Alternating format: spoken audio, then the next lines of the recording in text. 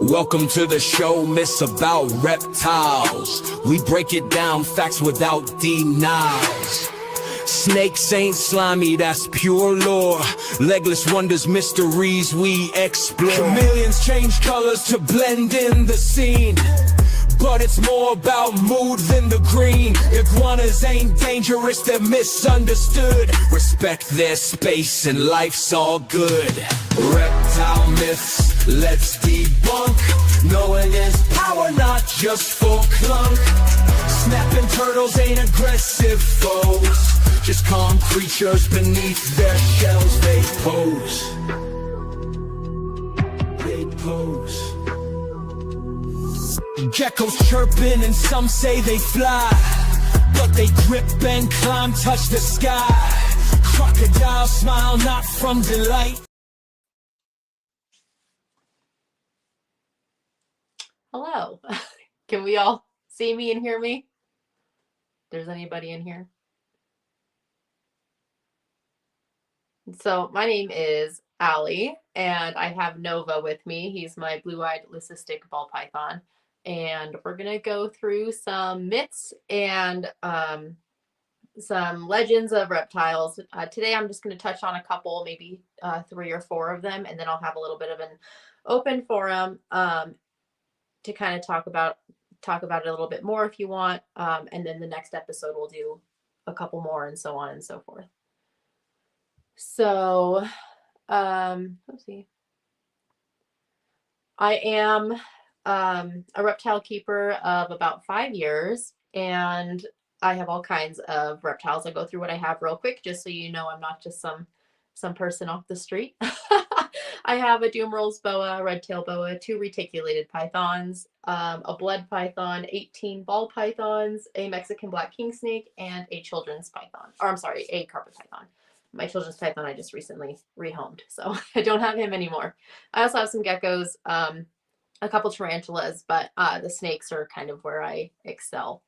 So today we'll go through a couple points here. The first one I want to touch on is snakes are inherently evil. And this is an ideology that I grew up with all throughout my adolescence. My mother was big on snakes are evil, and you have to stay away from them. They'll bite you. They have nothing good to offer. And I think that's kind of a common thing that people are brought up with. For me, it was, for my family, it was, and then for my mom's family, it's kind of generational, you hear it from your mom and then they hear it from their mom and so on and so forth down the line. So I'm kind of the one to break that cycle. I have 25 or 26 snakes now. Obviously, we all know that they are not evil.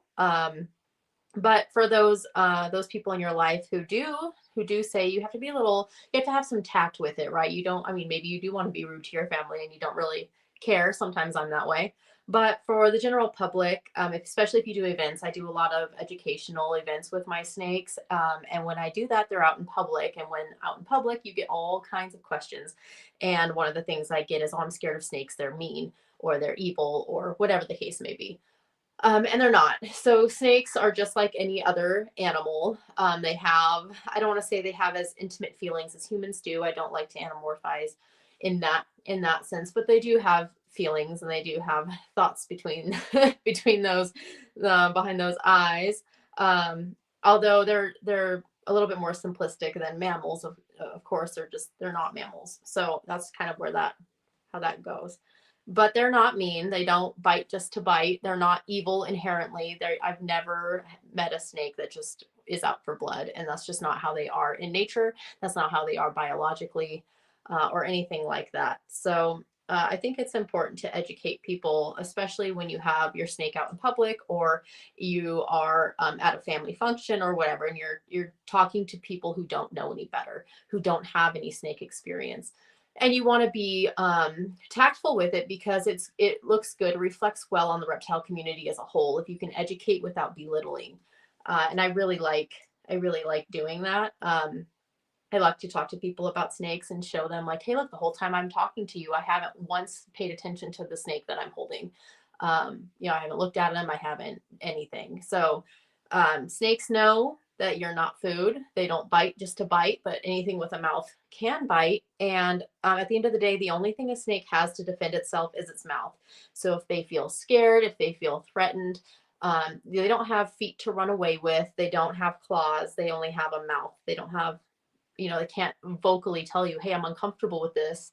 They only have a mouth. So they'll strike, and that's about it. But if you have a good relation, like with any animal, if you have a good relationship with them, you're going to be fine, and nothing's going to really change that. You have a good bond with them, and they know that you're not food. You don't smell like food. You're not shaped like food. The snake I'm holding now, he's maybe 2.5, 3 feet. He's not even 3 feet long. He's probably 2.5 feet long. There's no way he's going to effectively even attempt to eat me. Of course, if you do get bit, it doesn't hurt so much as it does startle you, especially a snake this size. With the bigger snakes, my 2 reticulated pythons as examples, if you get bit by them, you're going to bleed a little bit more. You might require a stitch or 2, but it's nothing like being compared to getting bitten by a dog. Dog bites are much more catastrophic in that sense. So snakes are not evil. They won't chase you. That's another thing I hear. Oh, I was chased by a rattlesnake. We have rattlesnakes out here where I live. They're native out here. And I tell people all the time that, maybe not all the time, but I tell people as often as I hear that they were, or their friend was, or a relative was chased by a rattlesnake. Rattlesnakes do not chase people. Rattlesnakes do not, it goes back to them not being malicious or mean. That's just not how they operate. That's not how they think. That's not how they behave in nature. That's not how any of it works. And I tell them that too. You and the rattlesnake were probably fleeing in the same direction, and you guys were scared of each other while you were fleeing in the same direction. But some people are just adamant that they were chased by snakes. And sometimes people are just adamant in their opinions of snakes in general. So if I come across a little bit of a conflict where somebody's like, nope, I was for sure chased by a snake. It happened. You can't change my mind. Then I'm not here to change your mind. Okay. I'm here to educate and tell you how it is from a scientific standpoint, and from somebody who keeps snakes and who handles them on a daily basis or a bi-daily basis. And who has, the experience with the rattlesnakes, or whatever the case may be, whatever kind of snake. And then I tell them, I'm not going to change your mind, and you're not going to change mine. So I end it there. And I think that's very tactful and respectable. And that's a good way to do it. Sometimes in the snake community, especially on social media, we can be a little bit mean and belittling to people of differing opinions, or of somebody who just doesn't know. And so I try to be very tactful in the way that I approach and the way that I teach and educate people about snakes and what may or may not be true about them. Another one I want to touch on is somebody asked specifically about tanks versus tubs, like how you should house, or what's ethical to keep with a ball python. I know that's a little off the mark of a myth or a misconception about snakes, but it might fall into the category of misconception that a snake can't be happy in a tub setting. I think, and this is just my personal opinion, this is a hard set, subject matter where people are either like, yes, I don't care if you keep your snake in a tub, or you have people that are hard against it and they think it's abuse. And I haven't really met too many people in the middle, although they are out there. I'm of the mindset, I'm kind of Switzerland here. I'm down the middle.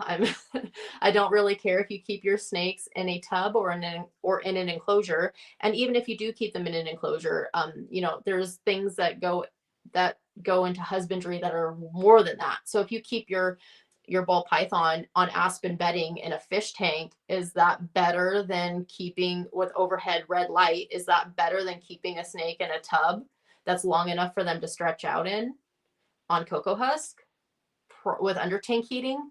Probably not. So it's really wishy-washy in a very, very gray area there, when it comes to tubs versus tanks, or even I have a bunch of PVC enclosures behind me that I keep my ball pythons in, and they're in the PVC enclosures. The cool things about these enclosures, I'll just touch on real quick, is they can either have the 1 compartment, 2 compartments, 3 compartments, or all 4 of the compartments open. So there's dividers in there, and I can switch that around as I need to. Hello. Sorry. It's okay. Goodbye. So, keeping in an ideal world, ball pythons are a tropical snake and they would be kept in something that would help with their humidity levels, like PVC. Melamine isn't a super bad alternative, although it can be harder to keep up humidity, especially depending on where you live. Where I live, I don't have high humidity. It's 20 to 30% humidity year round. And that's just how it is even when it rains, which it hardly rains. But if you're somewhere where, you know, you have the humidity levels to keep your snake happy with the correct humidity in a glass enclosure, then that's fine. Tubs, I think, are comparable to the PVC because they are plastic and the PVC is plastic, and it will hold the humidity a little bit better. I have a small rack behind me so I can show you. I have this teeny tiny rack right here. I don't house anything in there unless it's having an issue. That's kind of like my hospital tank, right? So I had a really, and obviously like a full grown ball python isn't going to fit in that enclosure, but I have a lot of juveniles, and I also have taken in rehab, rescued a lot of juveniles and smaller snakes like smaller colubrids and things like that. So I'll keep them in the tank for a little while, or in that little tub for a little while, if they're off feed or if they're not shedding completely, or if they have, I haven't had a respiratory infection come through here yet, or mites. I have not experienced that, but if I did, I'd put them in something like that with a paper towel. But I found that if I have even just one of these little slots open, these enclosures behind me, if you can see them, they're 18 inches by I think 2 feet deep. So they're not terribly large. They're not large enough for a full grown ball python. And this snake I'm holding here is even in one that has 2 of those spots open, and he can stretch out fine in them. But for my juvenile ball pythons, I keep them in this 18 by 2 enclosures behind me. But sometimes I did have one. He's an inchy and he's a juvenile. He's a little small guy, and he was off feed, and I think that he just felt too small in this enclosure. And I think even with his 2 hides and his plants and all of his shrubbery and everything that's in there with them, I think he didn't feel secure enough to eat, so he wouldn't eat. So I moved him into this little tub, got him to eat a couple times. He was eating consistently. I threw him back in his little enclosure there, and he did phenomenal. So I think that tubs have their place in the reptile community. I think that there's no hard set answer on what works best. I think whatever works best for you is what works best. And that's just kind of the bottom line with that. And that's just kind of how, I don't know, that's just kind of how I view it. And it maybe if you're a hard no to a tub person, then that's on you. And then you have a nice PVC enclosure, or you have, I mean, it's not impossible to keep ball pythons in glass aquariums. I think that it's harder, for sure harder. I have a ball python right now that's in a glass aquarium because he's not mine. A friend of mine is really sick and dropped him off to me, but I don't have an open.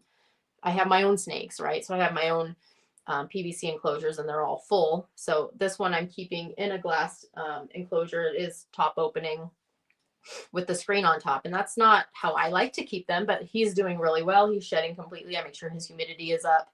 I make sure that his heating is on point, and I haven't had any issues with him.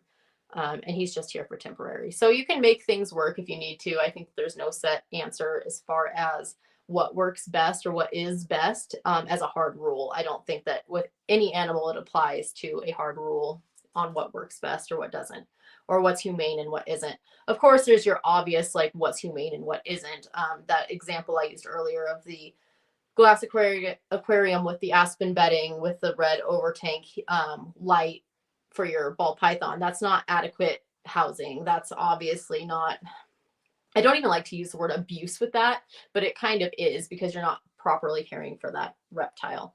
And I think reptiles are one of the most abused pets in the pet trade, in the industry, because they're just so, they are resilient, and they aren't vocal at all. And it's really hard to,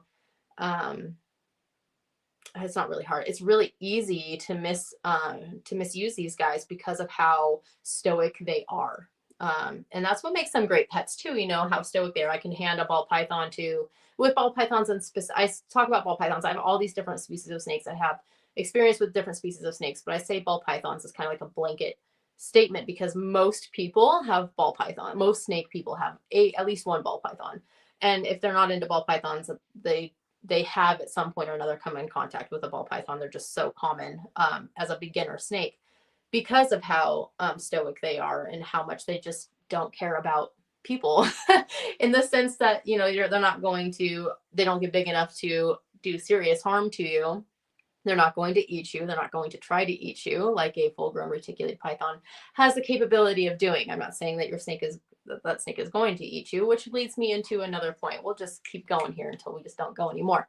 But the whole sizing up. So inevitably, at least a few times a year, and I know I'm not alone in this, I will have somebody reach out to me and say that their cousin, their cousin's cousin, their distant relative, their mother, their friend, their this, that, or the other has at one point had a snake, and they let that snake sleep with them. And the snake laid down next to them, and then it was weird. So they went to the vet, and the vet said, "Oh, your snake's sizing you up to eat you, and that's why you shouldn't have snakes."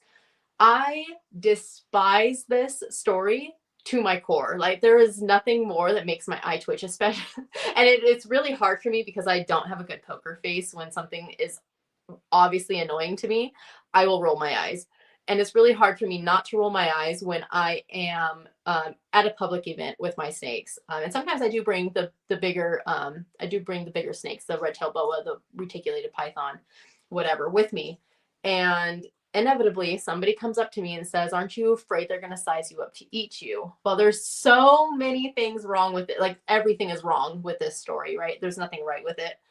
So I tell them, my snakes don't sleep with me. They they sleep in their own enclosures.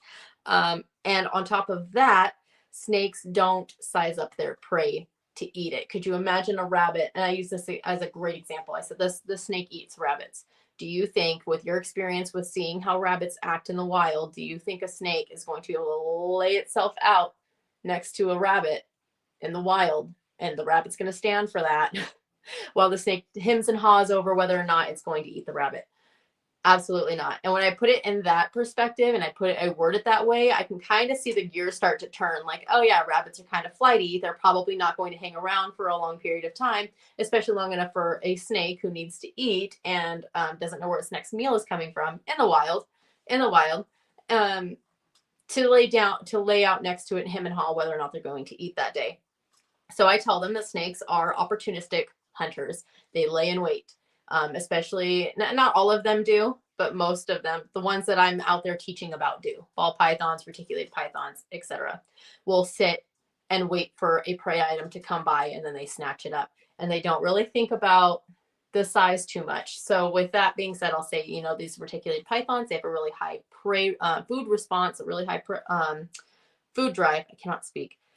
And they'll always strike first and ask questions later because they're a big snake. They gotta eat whatever. That's just how they're wired. But they're also very intelligent snakes, and they know, they can recognize faces. And I go through all these facts with the people, and then they really come around, and it's amazing what just a little bit of education will do to debunk this whole story about the sizing up of the lady. And sometimes when I hear that story, the lady actually gets eaten by her snake. And I tell them, you know, even a full-size reticulated python, although it's been done in the wild, successfully eaten a human, the odds of them successfully eating a human is hard because we have shoulders. And I tell them, you know, their prey, the rabbits even, and the rats they eat are very wedge shaped. So they start off like a tapered point, and then they get a little wider. And that's why they eat the head first, and then to the back end, because it goes down easier because snakes don't have hands to help the food into their mouth.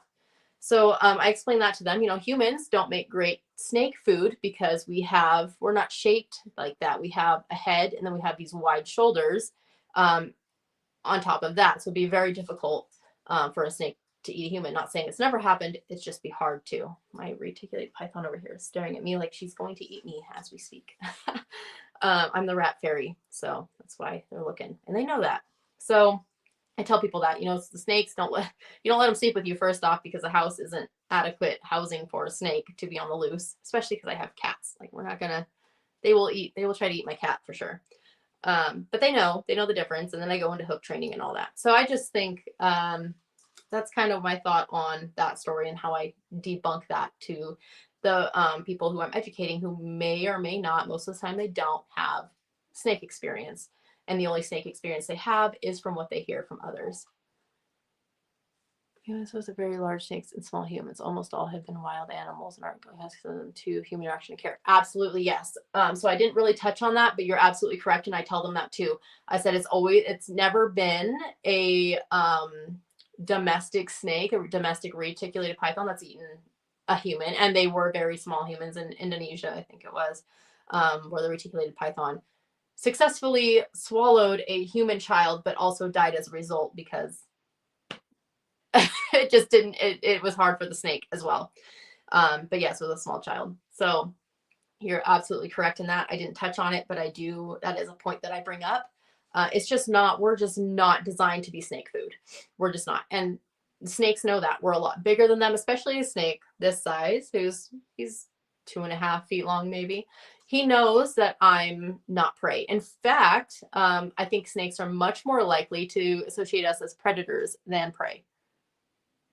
I had a hognose at one point, and yes, my hognose also always tried to eat me. I can try to my back. We will go through that again. I can explain it to him. Put him on the screen. Let's do it. Good luck, Josh. Yeah, if I missed any comments, let me know. I've been kind of seeing it just really small on my screen. My hognose was also the same way. His name was Dusty Buns, and he was about that life. He was down for it, or he was willing to try. But yeah, so they just want to nibble. They just want to taste. That's all. They just want to taste. But yeah, it's just it's different. It's a different animal when you're a reptile person talking to somebody who's a non-reptile person, especially because for the majority of my life, I was not a reptile person. I was an animal person. I have all kinds of animals.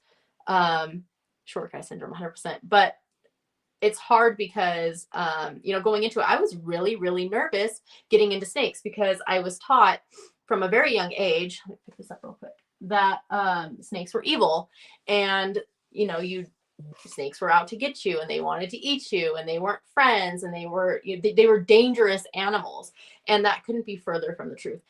Naturally, as you can see, I didn't take that to heart. I knew better, and I like all animals. So when I was looking for my first snake, I wanted a ball python. That's not what ended up happening, but I wanted a ball python. I went through a lot of different Facebook groups, learned reptile people can be real mean.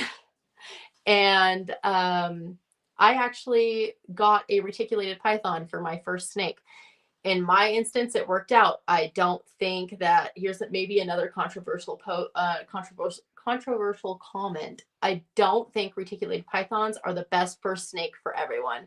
I think that the majority of people agree with me, but there's always that one person that's like, well, my first snake was a reticulated python and I'm fine. Mine was too. The first snake I ever held was a reticulated python. The first snake I ever touched was my reticulated python. The first snake I ever had experience keeping was my reticulated python. And I thought she was huge when she was a hatchling. I thought she was the biggest snake I'd ever seen. So, I mean, that kind of puts it into perspective a little bit too, as somebody who wasn't born into it or who wasn't into it from an early age. I was 20, how old am I? I was 25 when I got my first snake. And that was 5 years ago. So, and it's obviously blossomed into more than that because now we have 25 or 26 snakes, and we do all these seminars and we teach people and everything like that. It's not hard to get into snakes. It's not hard to have the right information. Hello. Sorry, my phone keeps kicking me out. Sorry. Well, tell it to stop. Oh. So that's just kind of how it's not hard to learn how to properly care for your snake. There is a lot of nonsense you have to read through. Use common sense with animal knowledge you may already have. I have a ton of animal experience with all kinds of animals that aren't reptiles, but a lot of it, goes back and forth. I have all these animals that I take care of on a daily basis, and then it mostly goes down to the respect of the animal, right? Respect the animal, take care of it the best way you can.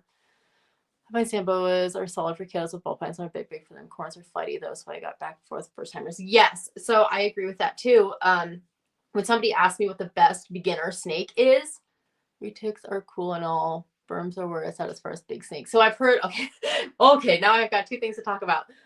So when somebody asks me the best first snake, sometimes depending on the person, I'll try to read how good of a home I think that this person is. Yeah. So I agree with that too, that there's no good first snake, right? But if I'm talking to somebody who has no snake experience, doesn't even know what a ball python is, doesn't know the difference between a ball python and a corn snake, I'm probably going to tell them to get a corn snake. And they are more flighty. So this is kind of where it's like you got to weigh who you're talking to and what you're saying. Because those corn snakes can be a little bit more flighty. However, they're easier to take care of as far as husbandry. So I'm looking at my window at my animals because they're all running around for some reason. And what I mean by that is a ball python has a very specific husbandry requirements as far as humidity and temperature. And if you get those correct, you're going to be golden. But if they're off, some ball pythons, some of them, they're all individuals. Some of them will go off of feed. Some of them will have horrible sheds. Some of them will get respiratory infections, and that will open you up to a whole other can of worms that this person may or may not be equipped with to handle at the time, if that makes sense. Versus a corn snake or another a similar colubrid, they're easier in the sense that they can be on aspen bedding and it'll be okay. They don't need humidity. I'm talking about corn snakes and milk snakes and king snakes and the like. So that's kind of, it's hard, but you have to kind of gauge who you're talking to, what's the best first snake for them. A lot of people do have ball pythons as their first snake. I have a lot of rescues in this room, a lot of ball python rescues that I've taken in and rehomed, just because the humidity, like their husbandry, I keep saying, I want to say humidity, but it's the husbandry in general as a whole that's not correct. That's causing the snake to be sick or skinny or not eating. I have a snake over here he's a pastel. He's a big boy. He might actually be a female. He's very large. And so, hold on, I'll get to that. Hold on, cat. It just, and that snake was living in his own fecal matter and urates and dead and decaying mice for probably a year, judging by how dirty the enclosure was and how often he wasn't eating, and then the amount of fecal matter that was in there. So it's just, it's hard to gauge, like and people too. It comes down to the person. Some people just shouldn't have animals, and some people do really, really well with them. And then there's people in between who try really hard but just don't know. And they don't know where to look for information. When I was first starting in snakes and I was looking for information, it was really hard because some people, not most of you guys were really, really nice and helpful. But there's a good chunk that was very, very judgmental and rude. And I was just looking for information, including the breeder who I bought my first snake from. I was green. I didn't know any better. I made a post on social media. Hi, my name is so-and-so. This is my first snake. She's a reticulated python, this, that, and the other. I'm just looking for information. Tell me everything about reticulated pythons. The breeder I got my snake from was so upset that I made that post because he knew that the backlash from the community with him selling somebody who doesn't have any snake experience, a apex predator like a reticulated python, would cause lots of backlash. Besides the basic ew and not cool for animal, how do you live with that kind of smell? Exactly. And then like the smell from that ball python I rescued, like, oh gosh, I don't know. So anyway, so it's hard. It can be hard to get information, especially being a new keeper. And then you have to read through what's good and what's not, because some people just give bad advice and that's just what they do. And that's not fair either. You're a new keeper and you're trying to find information. Nobody should be purposefully giving you bad information, especially because the only one that suffers at the end of the day is the animal. But I've seen it all. And I'm a lurker. So I go into these Facebook groups and I lurk and I'm like, well, this isn't very good information, or this person isn't good, or this person is really good. I like to be really positive in my experiences with the reptile community in general. And, I weed through and I find my group of people who are the positive ones who want everybody to do well and succeed with their snakes, no matter how many they have or how experienced they are, how much time they have in the community. So that's kind of where where I am with that. And if you disagree with me, then that's okay. We don't have to agree on everything all the time. That's not it wouldn't be human of us if we did. But for the most part, I think that my views on reptiles and how we interact with them and how they interact with us and their mannerisms and talking to people who are not in the hobby. I think I'm pretty on point with most of my my points and my opinions here. Let me see these comments real quick because I missed some.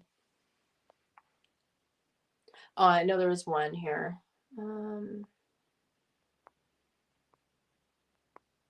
Hi, Kat. Are there any black ball pythons or black ball python? Yeah, I don't have any black ball pythons. I think I've seen a couple, but I don't know morphs very well. So,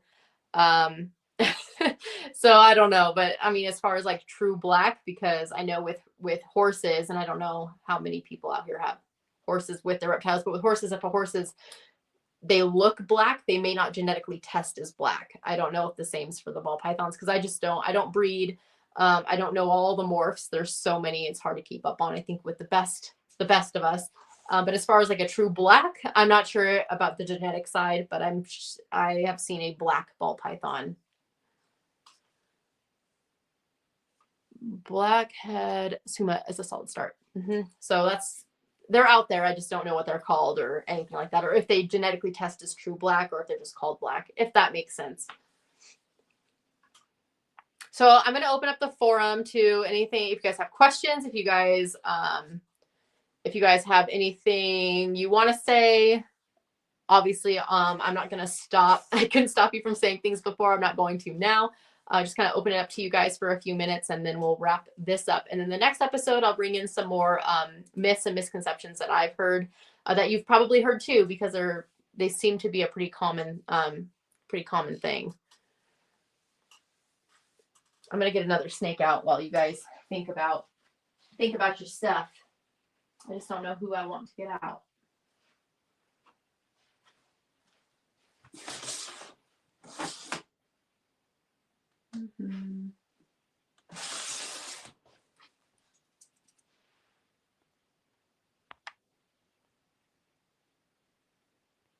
If you guys have any thoughts or opinions that may be different than mine, I'd love to hear them because I am always open to hear things from a different perspective. I think it's really important to keep an open mind with anything, especially keeping animals.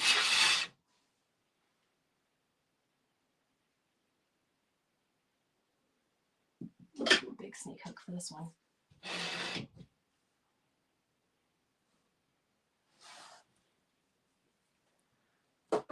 Okie doke.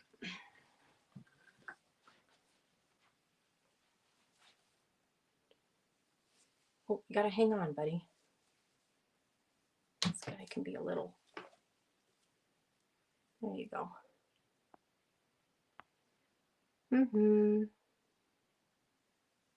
Oh, plug myself. Okay. Good thinking. I'm gonna put my oh my gosh. Give me just a second. I'm gonna put my my socials in here so you can find me if you want.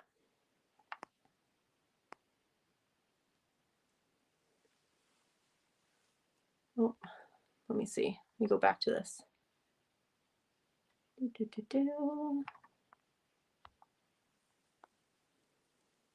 My Instagram, I'll put that in here. I have all kinds of animals, guys, so keep that in mind. If you follow me on Instagram, I have camels, horses, a zebra, things like that. I do post, I go live with my reptiles on TikTok. I'm not sure if we're going to have TikTok for very much longer. And then in that case, I don't know where I'm going to go. There's my Instagram. See if it posted. Feeding a python outside of its enclosure can actually be extremely detrimental to their health, as most pythons' organs swell immediately upon eating, 2 to 4 times the size, and then risk to pick up.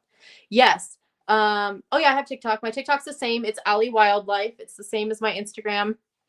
Let me go back into here real quick. Okay. So yes, I agree with that. Actually, I'll touch on that before we go too, because I think it's good.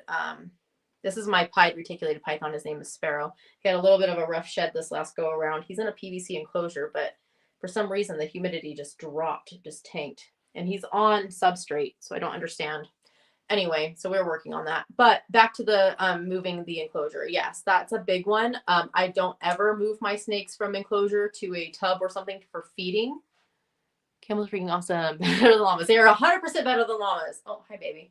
So, yeah, feed your snake in their enclosure. They're not going to get aggressive being in their enclosure. That's not how any of that works. And I tell people that all the time too, that ask me like, oh, you feed in the enclosure? Or if I don't, if I'm on my TikTok live, I don't usually do, I hardly ever, I think I've done it once where I've done a feeding video, and I do frozen thawed most of the time, but I don't do like live feeding videos.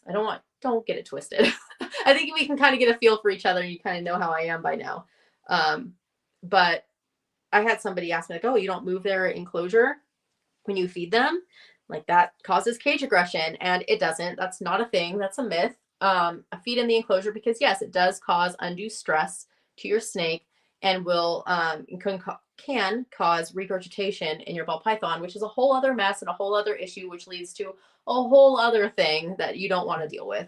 So it is easier just to hang out, just to feed in the enclosure, take them out, use a snake hook if that makes you feel more comfortable.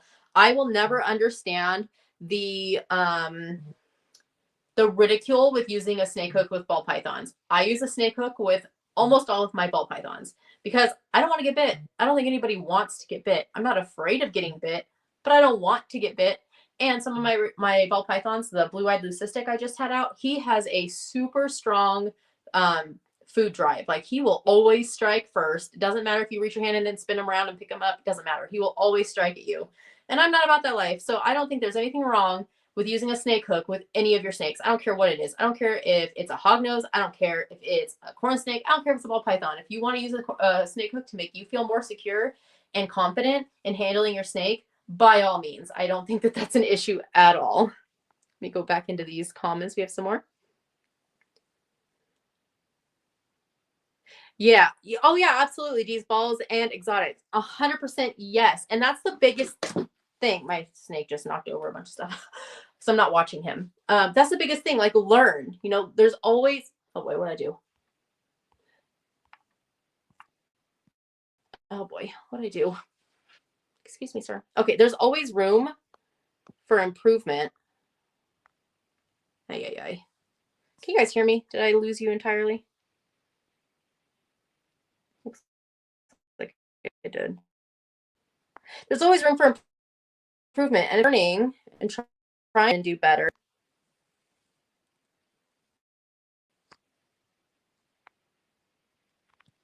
Oh, goodness. Hold on. Something went screwy here.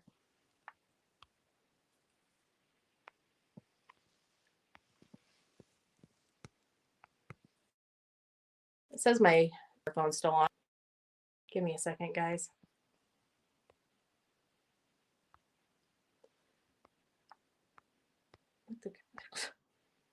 My phone is hot too, which isn't helping.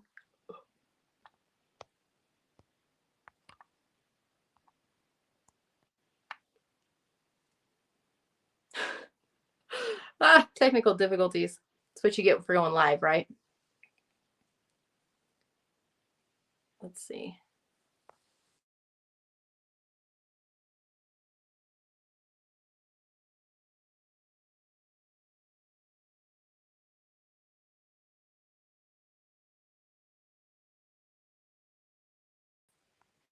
There we go. Holy smokes. I don't know what that was about. Da, da, da, da. Anyway, back to that. If you're learning, sorry, if you're learning and you're constantly learning, especially as things advance and husbandry does change, especially as we learn that, you know, moving a snake out of their enclosure to feed is bad, then, or not necessarily bad, but like could be detrimental to your snake. That's one thing, right? So hopefully you guys weren't just staring at me when I was gone there for a second, trying to figure this out. Oh, you guys can hear me. Okay, that was good then. Sorry, I'm back. I don't know. I hit a button and exited out of the whole thing entirely. But anyway, that's kind of where I'm standing on today. Next time, I don't know how often we're going to do this podcast, but next time I'll touch on some more myths. We'll do another open forum where you can ask some questions. I'll do my best to answer. I don't have a lot of experience with every reptile, but I do pride myself in my knowledge with snakes, large constrictors and things like that. I do have some experience with them. So, and they're easy to learn once you have them. So thank you guys for joining. Let me go back to the chat. We got a couple more. Of course, I put my Instagram in there, my Instagram, my TikTok. It's all the same. It's Allie Wildlife, ALLIE Wildlife. And like I said, I have all kinds of animals, so you'll see all kinds on there. If you go, it won't just be reptiles. So if you're looking for just exclusive reptile content, I don't have that. I have 76 animals. 25 of those are snakes. The rest of them are outside large mammals, exotic mammals, things like that. Where I get most of my experience from. But this is Sparrow. He is not my first reticulated python. He is my second reticulated python. He's the best boy. He's not at all like your typical pieds, at least not yet. I did try very hard to socialize him very well. So, oh, thanks for the link. Thank you. Yes, that's my Instagram. I'll follow you guys back. I always vet through who I follow and then follow back. And I appreciate all of you guys for being here. Is there any ending, closing comments, questions, concerns? Hello. Oh, I can't hear you. Hold on. Oh, sorry, that was me. I just wanted to say you did a good job. You killed your first episode. I want to thank everybody for being here, showing love and support for you, Allie. All the comments, all the feedback. It was awesome. You did good. Thank you. Thank you for All right. Do you have anything else to say? We can get on out of here. Nope, I'm good. I think I've talked enough. All right. Y'all have a great day, guys. We're out of here. Reptile Myths Podcast. See y'all next Tuesday or when? Let's schedule it tentatively for next Wednesday. I think I can do it. Okay. Well, then we'll see y'all next Wednesday, guys. Episode 2. Bye.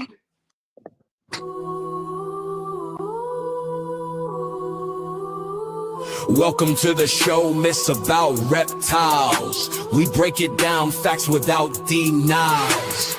Snakes ain't slimy, that's pure lore. Legless wonders, mysteries we explore. Chameleons change colors to blend in the scene, but it's more about mood than the green. Iguanas ain't dangerous, they're misunderstood. Respect their space and life's all good. Reptile myths, let's debunk. Knowing is power, not just for clunk. Snapping turtles ain't aggressive foes, just calm creatures beneath their shells. They pose.